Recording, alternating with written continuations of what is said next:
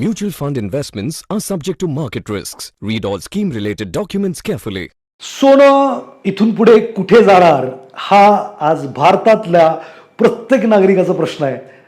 मी भारतातल्या नाही तर पण महाराष्ट्रातल्या लोकांना याचं उत्तर जे काही मला एक्सपर्ट्सकडनं मिळतं आहे किंवा माझा स्वतःचा जो काही स्टडी त्यातनं मला जे काही कळतं आहे ते सांगण्याचा प्रयत्न मी या व्हिडिओमध्ये करणार आहे. व्हिडिओ शेवटपर्यंत पहा. नवीन असाल तर चॅनलला सबस्क्राईब करायला विसरू नका. बेल आयकॉन हिट करा जेणेकरून तुम्हाला नोटिफिकेशन येतील आणि खूप युजफुल माहिती कदाचित तुम्हाला मिस होण्यापासून तुम्ही वाचाल.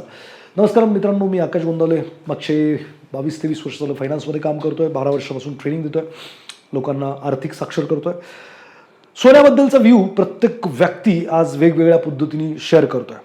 सगळ्यात महत्त्वाची गोष्ट, कमोडिटी सेक्टरच इथून पुढच्या काळात थोडंसं वोलेटाईल किंवा आकर्षक ठरू शकतं. कॉपर असेल, सिल्वर असेल किंवा गोल्ड असेल, या सगळ्यांच्याच बाबतीत व्ह्यू पॉझिटिव्ह घ्यायलाच पाहिजे, असलाच पाहिजे, याच्यात काही चुकीचं नाही आहे. आता बघा, AI बेस्ड दुनिया बनते. गाड्या ज्या होतात त्या सुद्धा तुम्हाला इलेक्ट्रॉनिक गाड्या येणार आहेत, EV ज्याला आपण म्हणतो. या सगळ्यांमध्ये कॉपरचा यूज, सिल्वरचा यूज मोठ्या प्रमाणावर होणार आहे आणि हे जे काही सिल्वर आहे हे डिस्ट्रॉय पण होणार आहे, म्हणजे परत नाही येणार, रियूजला नाही येणार आहे. लॉंग टर्मचा जर व्ह्यू घ्यायचं म्हटलं तर याच्यामध्ये पॉझिटिव्हच आहे. गोल्डचा विचार केला तर अमेरिकेने 1940 साली, गोल्ड ही वर्ल्ड करन्सी आहे, 1940च्या आसपास आय थिंक जबाबदारी घेतली की यार सोनंच्या रूपात देवाणघेवाण करणं, करन्सी ट्रान्झॅक्शन करणं फार डिफिकल्ट आहे. सो आम्ही काय करतो, आमच्याकडं सोनं आहे तेवढे आम्ही डॉलर्स प्रिंट करतो, तुम्ही डॉलरमध्ये एक्सचेंज करा आणि ज्यावेळी तुम्ही ते डॉलर्स आमच्याकडे घेऊन याल त्यावेळी आम्ही तुम्हाला तेवढं सोनं देऊन टाकू. आता हे त्यांनी कमिट केलं, सगळ्या जगाने त्यांच्यावरती ट्रस्ट केला, तर सोनं पण त्यांच्याकडे होतं आणि मग हे सगळं चालू राहिलं. पुढे 1970-72चा कालखंड आला आणि त्यावेळेला अमेरिकेने सांगितलं की बाबांनो, आता आमच्याकडे काही एवढं सोनं नाही, आम्ही नुसते पैसे प्रिंट केलेत आणि तुम्हाला ते दिलेले पण आहेत. यापुढे तुम्ही जर डॉलर घेऊन आलात आमचे तर आम्ही कदाचित तुम्हाला सोनं देऊ शकणार नाही. बरं, आता डिपेंडन्सी किंवा ईज म्हणतात तो वाढलेला होता आणि तो ईज वाढला होता व्यवहारातला डॉलरमुळे, तर लोकांनी काही त्यांच्याकडे डॉलर घेऊन गेले नाहीत, त्यांनी काही सोनं दिलं नाही आणि मोठ्या प्रमाणात फिॲट मनी, म्हणजे ज्याच्या अगेन्स्ट वर्ल्ड करन्सी नाही आहे, सोनं नाही आहे, असे पैसे प्रिंट करण्यात आले.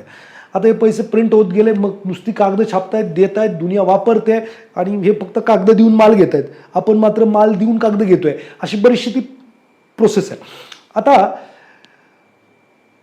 रशिया युक्रेन युद्ध झालं आणि याच्यामध्ये काही अमेरिकेच्या मनाप्रमाणे घटना घडल्या नाहीत आणि अशा वेळेला काहीतरी 6 लाख बिलियन डॉलर्सचे काहीतरी गोल्ड रिझर्व्स होते, जे अमेरिकेने द्यायला नकार दिला की आता आम्ही देणारच नाही तुमच्या.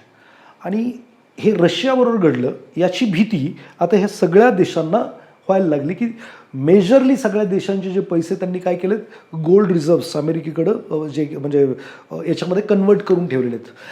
आता भविष्यात रशियाला नाही म्हटलं आहे अमेरिका, म्हणजे बाकीच्यांना पण नाही म्हणू शकतो. आणि या भीतीपोटी चीन असेल, भारत असेल किंवा ज्या काही इकॉनॉमी आहेत त्यांनी काय केलं, गोल्डमध्ये ॲक्च्युअल गोल्ड घ्यायला सुरुवात केली आणि ॲक्च्युअल गोल्ड घ्यायला सुरुवात केल्यामुळे बऱ्याचशा गोष्टी, मग डॉलरवरची डिपेंडन्सी 70%वरनं 57%वरती आत्ता आलेली आहे आणि ती इथून पुढे पण येत राहील अशी ती परिस्थिती आहे. मग काय वाटतं की जे हे लोक गोल्ड घेत आहेत ते कन्सिस्टंटली घेत आहेत. तुम्ही आम्ही लग्नात सोनं करतो म्हणून किमती वाढत किंवा कमी होत नाहीत, फार निग्लिजिबल इफेक्ट आहे त्याचा.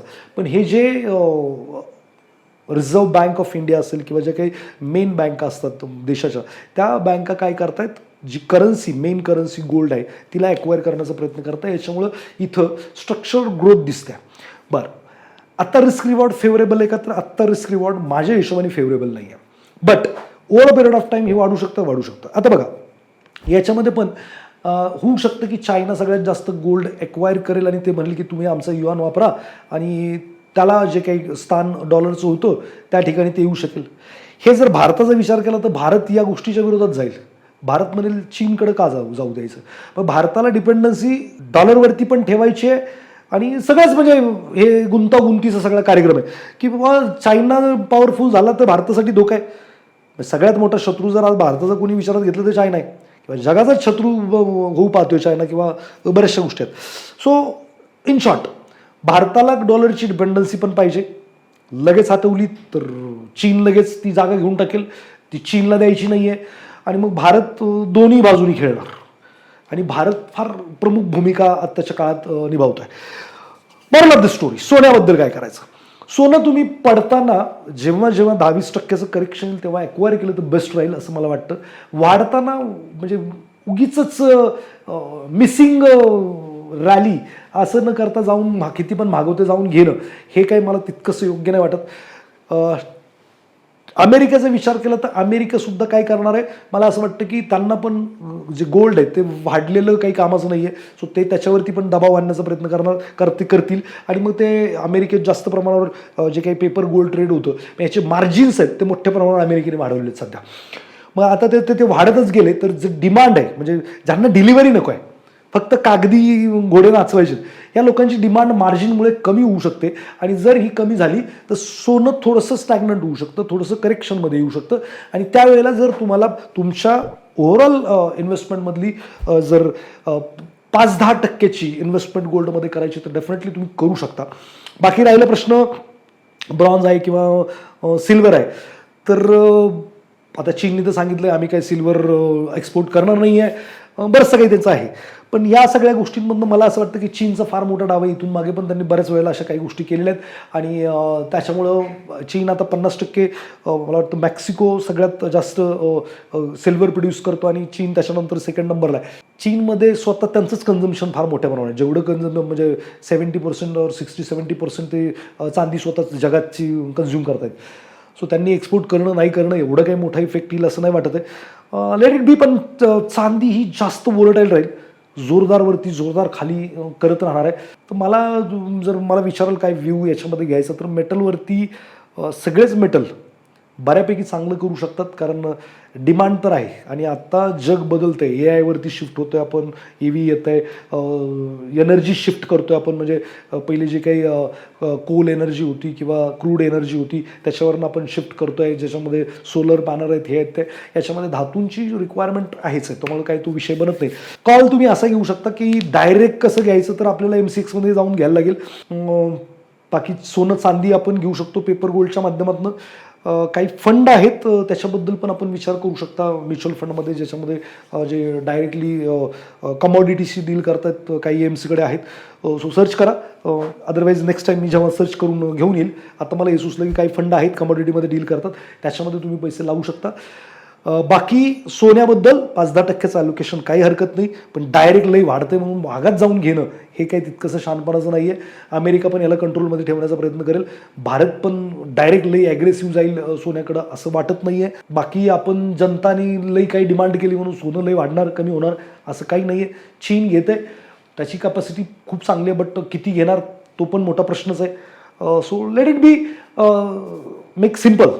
5-10% ॲलोकेशन करा. जेव्हा मार्केटमध्ये सोनं 10-15% करेक्ट होईल त्यावेळेला त्या रॅलीमध्ये बसत राहा. 10% जास्त मला वाटत नाही ॲलोकेशन तुम्ही तिकडे दिलं पाहिजे, कारण सोन्याची स्वतःची अशी कमाई नाही आहे. कशाच्या अगेन्स्ट त्याची किंमत ठरते तर काहीच उत्पन्न नाही आहे. मग ते फक्त डिमांड आणि सप्लाय आणि उद्याच्याला सप्लाय कोणी कशामुळे वाढवेल माहीत नाही.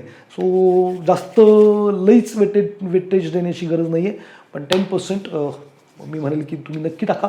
व्हिडिओ आवडला असेल तर लाईक शेअर करायला विसरू नका. तुमचे काही प्रश्न असतील तर डेफिनेटली मला कमेंट बॉक्समध्ये टाका. मी स्कीमसुद्धा तुम्हाला याच्यामध्ये डिस्क्रिप्शनमध्ये देऊन टाकतो, ज्या कमॉडिटी रिलेटेड स्कीम्स आहेत. भेटूयात पुढच्या व्हिडिओमध्ये. धन्यवाद.